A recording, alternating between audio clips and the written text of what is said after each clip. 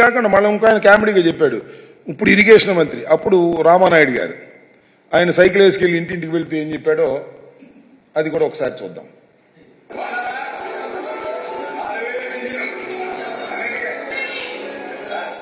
Irrigation మంత్రి గారు చెప్పి కొద్ది కామెడీగా చెప్పాడులే. ఇంటింటికి వెళ్ళి ఒక చోట నలుగురు పిల్లలు కనపడితే అమ్మ నీకు 15,000, నీకు 15,000, నీకు 15,000, నీకు 15,000, నలుగురికి 60,000 వచ్చేస్తాయి గుద్దేడు సైకిల్ మీద అని సైకిల్ వేసుకెళ్ళి చెప్పాడు ఆయన. ఇంటింటికి వెళ్ళి ప్రచారం చేశారు. శభాష్, తప్పు లేదు.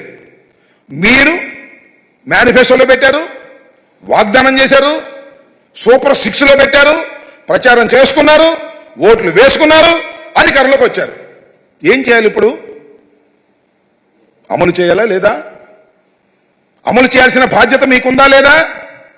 రాత్రేనండి GOMS 29 రిలీజ్ చేశారు. అంతేగా GOMS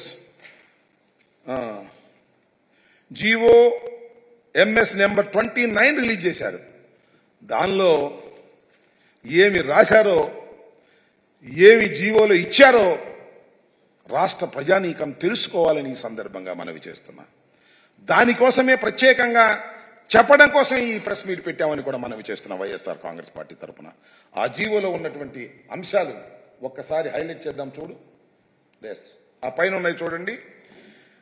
as a part of government issued flagship program, the government under Talliki Vandanam scheme is providing financial assistance of 15,000 rupees per annum, shabash, to each mother or recognized guardian who is below poverty. Sir, adi below each mother, not each student.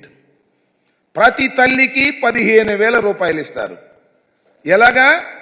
Jaganmohan Reddy గారు ఎలా ఇచ్చారో అలాగే ఇస్తారు. ఒక తల్లి 2 బిడ్డల్ని స్కూలుకు పంపితే 30,000 ఇవ్వరు. 3 పిల్లల్ని పంపితే 45,000 ఇవ్వరు. 4 పిల్లల్ని పంపితే 60,000 ఇవ్వరు. ఎంతమంది పిల్లల్ని పంపినా 15,000 రూపాయలే ఇస్తారు.